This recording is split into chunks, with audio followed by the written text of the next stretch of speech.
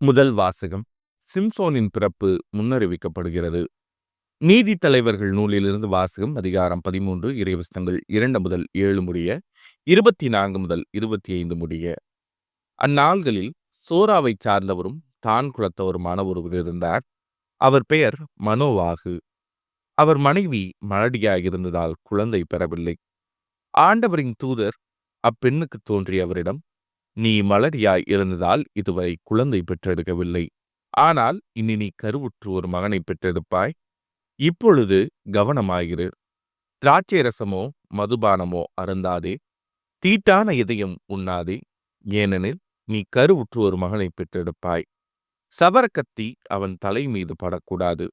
ஏனெனில் பையன் பிறப்பிலிருந்தே கடவுளுக்கென நாசீர் ஆக இருப்பான். அவன் இஸ்ரேல் மக்களை பெலிஸ்தியரின் கையிலிருந்து விடுவிக்கத் தொடங்குவான் என்றார்.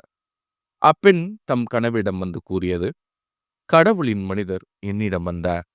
அவரது தோற்றம் கடவுளின் தூதரின் தோற்றம் போல் பெரிதும் அச்சத்திற்குரியதாக இருந்தது. அவர் எங்கிருந்து வந்தவர் என்று நான் அவரை கேட்கவில்லை. அவரும் எனக்கு தம் பெயரை அறிவிக்கவில்லை. அவர் என்னிடம், இதோ நீ கருவுற்று ஒரு மகனை பெற்றெடுப்பாய்.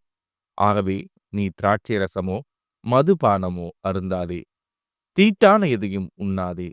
ஏனெனில் பையன் பிறந்த நாள் முதல் இறக்கும் நாள் வரை கடவுளுக்கென நாசீராக இருப்பான் என்றார். அப்பெண் ஒரு மகனை பெற்றெடுத்து அவனுக்கு சிம்சோன் என பெயரிட்டார். பையன் வளர்ந்து பெரியவனானான். ஆண்டவர் அவனுக்கு ஆசி வழங்கினார். சோராவுக்கும் இசுத்தாவேலுக்கும் இடையே அவன் இருக்கும்போதுதான் ஆண்டவரின் ஆவி அவனை தூண்டத் தொடங்கியது. இது ஆண்டவரின் அருள்வாக்கு. இறைவா, உமக்கு நன்றி. பதிலுரை பாடல். நாளெல்லாம் நான் பேசுவது உமது பெருமையே. என் அடைக்கலப்பாறையாக நீர் இருந்தருளும். கோட்டை அரணாயிருந்து என்னை மீட்டருளும். ஏனெனில் நீர் எனக்கு கற்பாறையாகவும் அரணாகவும் இருக்கின்றீர். என் கடவுளே, பொல்லார் கையினின்று என்னை காத்தருளும். நாளெல்லாம் நான் பேசுவது உமது பெருமையே. என் தலைவரே, நீரே என் நம்பிக்கை. ஆண்டவரே, இளமை முதல் நீரே என் நம்பிக்கை. பிறப்பிலிருந்து நான் உம்மை சார்ந்துள்ளேன். தாய் வயிற்றிலிருந்து நீர் என்னை பிரித்தெடுத்தீர். நாளெல்லாம் நான் பேசுவது உமது பெருமையே. தலைவராகிய ஆண்டவரே, உமது வலிமை மிகு செயல்களை எடுத்துரைப்பேன். உமக்கே உரிய நீதிமுறைமையை புகழ்ந்துரைப்பேன். கடவுளே, என் இளமை முதல் எனக்கு கற்பித்து வந்தீர். இனிவரும் நாள்களிலும் வியத்தகு செயல்களை அறிவிப்பேன். நாளெல்லாம் நான் பேசுவது உமது பெருமையே. நற்செய்திக்கு முன் வாழ்த்தொலி. அல்லேலூயா, அல்லேலூயா. ஈசாயின் குலக்கொழுந்தே, மக்களுக்கு ஓர் அருஞ்சின்னமே, எமை மீட்க எழுந்தருளும். தாமதம் செய்யாதேயும். அல்லேலூயா. நற்செய்தி வாசகம். திருமுழுக்கு யோவானின் பிறப்பு முன்னறிவிக்கப்படுகிறது. லூக்கா எழுதிய தூய நற்செய்தியிலிருந்து வாசகம். அதிகாரம் 1, இறைவசனங்கள் 5 முதல் 25 முடிய. யூதேய நாட்டில் ஏரோது அரசனாக இருந்த காலத்தில் அபியா வகுப்பைச் சார்ந்த செக்கரியா என்னும் பெயர் கொண்ட குரு ஒருவர் இருந்தார். அவரது மனைவி ஆரோனின் வழிவந்தவர். அவர் பெயர் எலிசபெத்து. அவர்கள் இருவரும் கடவுள் பார்வையில் நேர்மையானவர்களாய் விளங்கினார்கள். ஆண்டவருடைய அனைத்து கட்டளைகளுக்கும் ஒழுங்குகளுக்கும் ஏற்ப குற்றமற்றவர்களாய் நடந்து வந்தார்கள். அவர்களுக்கு பிள்ளை இல்லை. ஏனெனில் எலிசபெத்து கருவுற இயலாதவராயிருந்தார். மேலும் அவர்கள் வயது முதிர்ந்தவர்களாயும் இருந்தார்கள்.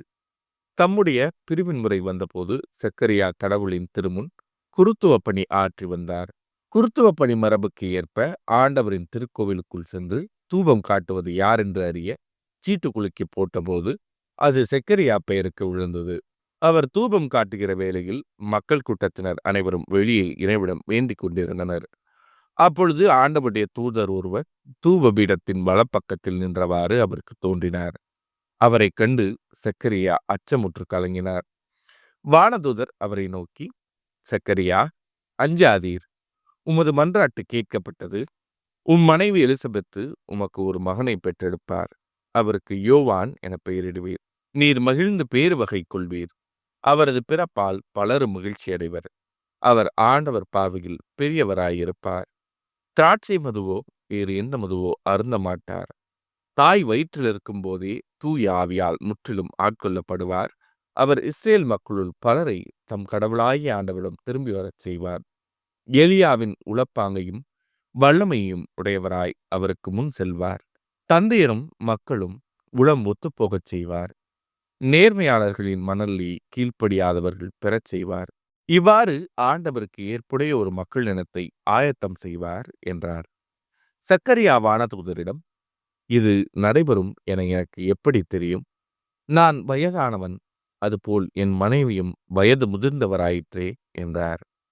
அதற்கு வானதூதர் அவரிடம், நான் கபிரியேல், கடவுளின் திருமுன் நிற்பவன்.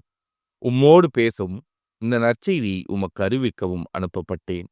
இதோ பாரும், உரிய காலத்தில் நிறைவேற இருக்கும் என்னுடைய வார்த்தைகளை நீர் நம்பவில்லை.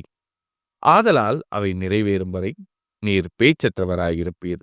உம்மால் பேசவே இயலாது என்றார். மக்கள் சக்கரியாவுக்காக காத்திருந்தனர். திருக்கோவிலில் அவர் காலந்தாழ்த்துவதை குறித்து அவர்கள் வியப்படைந்தார்கள். அவர் வெளியே வந்தபோது அவர்களிடம் பேச முடியாமல் இருந்தார். ஆதலால் அவர் திருக்கோவிலில் ஏதோ காட்சி கண்டிருக்க வேண்டும் என அவர்கள் உணர்ந்து கொண்டார்கள். அவர் அவர்களிடம் செய்கைகள் வாயிலாக உரையாடி வந்தார். பேச்சற்றே இருந்தார். அவருடைய திருப்பணி காலம் முடிந்ததும் அவர் வீடு திரும்பினார். அதற்கு பின்பு அவர் மனைவி எலிசபெத்து கருவுற்று 5 மாதமளவும் பிறர் கண்ணில் படாதிருந்தார். மக்களுக்குள் எனக்கிருந்த இகழ்ச்சியை நீக்க ஆண்டவர் என் மீது அருள் கூர்ந்து இந்நாளில் இவ்வாறு செய்தருளினார் என்று தமக்குள் சொல்லிக் கொண்டார். இது ஆண்டவரின் அருள்வாக்கு. கிறிஸ்துவே உமக்கு புகழ்.